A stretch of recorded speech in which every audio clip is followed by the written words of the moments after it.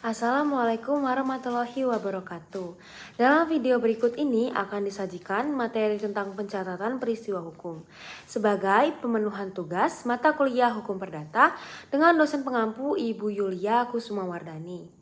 Materi pencatatan peristiwa hukum ini akan dipresentasikan oleh kami dari kelompok 9. Bersama dengan saya, perkenalkan nama saya Nomi Kristina Tali dengan NPM 2412011-253.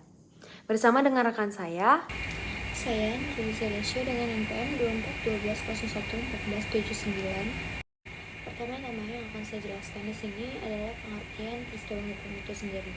Peristiwa hukum merupakan suatu kejadian dalam masyarakat yang dapat menimbulkan akibat hukum atau yang dapat menggerakkan peraturan tertentu, sehingga peraturan yang ada di dalamnya berlaku secara konkret. Yang kedua di sini ada pengertian pencatatan peristiwa hukum sipil. Pencatatan sipil adalah proses pencatatan peristiwa penting dalam kehidupan seseorang oleh pejabat yang berwenang yang berhubungan dengan status hukum seseorang sebagai penduduk, supaya diakui secara sah oleh negara. Kemudian di sini kami memasukkan macam-macam peristiwa hukum yang dicatat, misalnya seperti kelahiran, perceraian, pergantian nama, perkawinan, kematian, pembuatan wasiat, dan pengakuan dan pengesahan anak. Kemudian di sini ada tujuan pencatatan sipil. Di sini ada 5. Yang pertama, untuk mendapatkan kepastian hukum dan data kependudukan yang lengkap.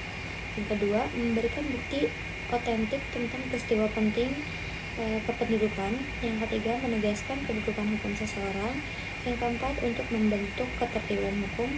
Dan yang terakhir, mempermudah pengelolaan administrasi negara.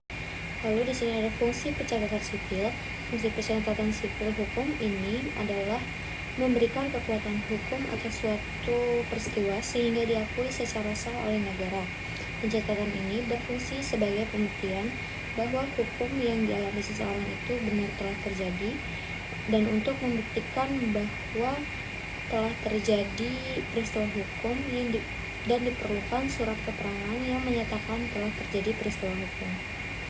Nah, selanjutnya ada lembaga pencatatan sipil, yaitu yang pertama ada kelahiran, yang dicatat di Dinas Kependudukan dan Catatan Sipil atau Disdukcapil dalam bentuk akte kelahiran.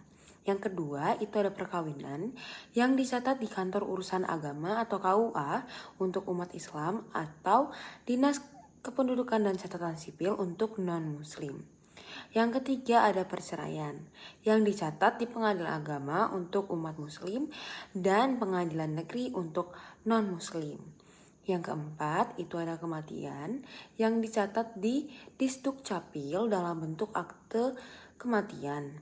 Yang kelima itu ada pergantian nama, yang dicatat di Disdukcapil. Nah, yang keenam itu ada pembuatan wasiat yang dicatat di hadapan notaris atau dalam daftar wasiat pengadilan.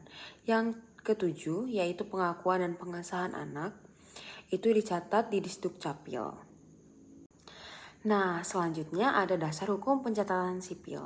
Pencatatan sipil ini diatur di dalam Undang-Undang Nomor 23 Tahun 2006 yang mengatur tentang administrasi kependudukan.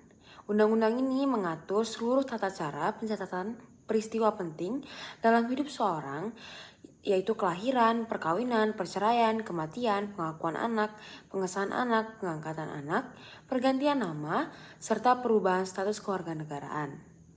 Yang kedua, diatur di dalam Undang-Undang Nomor 24 Tahun 2013 yang mengatur tentang perubahan atas UU Nomor 23 Tahun 2006. Yang mengatur yaitu memperbarui dan memperjelas sistem administrasi kependudukan termasuk pencatatan sipil agar lebih modern, berbasis NIK atau nomor induk kependudukan, serta mendukung pelayanan data yang akurat. Selanjutnya ada syarat-syarat umum pencatatan sipil. Syarat pertama yaitu peristiwa yang dilaporkan haruslah nyata dan benar terjadi. Yang kedua, dilaporkan dalam waktu yang ditentukan sesuai dengan undang-undang yang berlaku. Yang ketiga, ada dokumen asli dan salinan yang diserahkan kepada petugas Disdukcapil. Syarat terakhir yaitu identitas pelapor dan orang yang dilaporkan jelas ada di KTP dan KK. Ada syarat beberapa dokumen pencatatan sipil. Yang pertama, kelahiran itu membutuhkan surat keterangan lahir dari rumah sakit atau bidan. KK, KTP orang tua. Yang kedua ada perkawinan yang membutuhkan surat nikah dari KUA atau penetapan pengadilan jika non-muslim, KK dan KTP. Yang ketiga perceraian yang membutuhkan putusan pengadilan, KK dan KTP. Yang keempat kematian yang membutuhkan surat keterangan kematian dari rumah sakit atau kelurahan, KTP almarhum dan KK. Yang kelima ada pergantian nama yang membutuhkan dokumen salinan penetapan pengadilan, akta kelahiran lama, KTP dan KK. Yang keenam ada pembuatan wasiat. Nah, wasiat ini terdiri dari yang pertama wasiat holografis yang ditulis tangan oleh pemberi wasiat sendiri, yaitu ditandatangani oleh pemberi wasiat, tidak perlu saksi tapi sebaiknya disertakan surat keterangan notaris untuk keamanan. Yang kedua ada wasiat umum atau notariil. Nah, ini membutuhkan ketetapan di hadapan notaris. Yang kedua adalah dua saksi yang tidak berkepentingan langsung dalam wasiat. Yang ketiga ada ditempatkan dalam dokumen resmi notaris. Nah, selanjutnya ada wasiat rahasia, yaitu yang ditulis atau diketik oleh pemberi wasiat, diletakkan dalam amplop tertutup, dan diserahkan ke notaris bersama dengan dua saksi untuk memastikan keabsahan. Yang terakhir ada pengakuan atau pengesahan anak yang membutuhkan salinan penetapan pengadilan, akta kelahiran lama, KTP, dan KK. Prosedur-prosedur pencatatan sipil, yaitu yang pertama ada mengajukan permohonan. Nah, kita harus datang ke Disduk Capil di daerah domisili yang kita tinggali. Yang kedua, yaitu melengkapi dokumen persyaratan. Nah, setiap peristiwa hukum itu pasti memerlukan dokumen-dokumen pendukung. Contohnya itu seperti surat nikah, akta kelahiran, putusan pengadilan, dan surat keterangan kematian, dan sebagainya. Yang ketiga itu ada verifikasi oleh petugas. Nah, di tahap ini petugas akan memeriksa kelengkapan dan keabsahan berkas-berkas yang menjadi syarat untuk mengajukan pencatatan sipil. Tahap keempat yaitu pencatatan dalam register negara.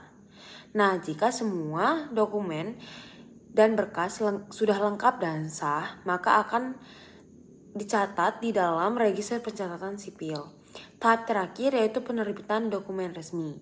Nah, setelah proses selesai, kita akan mendapat dokumen sah, yaitu seperti akta kelahiran, akta perkawinan, akta perceraian, akta kematian, akta wasiat, atau akta pengakuan atau pengesahan anak.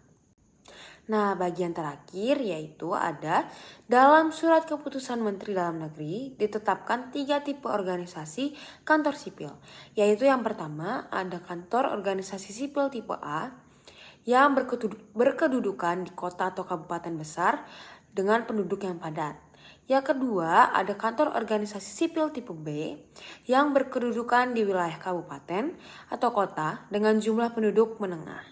Yang terakhir ada kantor organisasi sipil tipe C, yaitu yang berkedudukan di daerah yang kecil dengan penduduk yang rendah. Sekian presentasi dari kelompok kami. Kami mohon maaf apabila ada kesalahan kata maupun kalimat. Sekian dan terima kasih.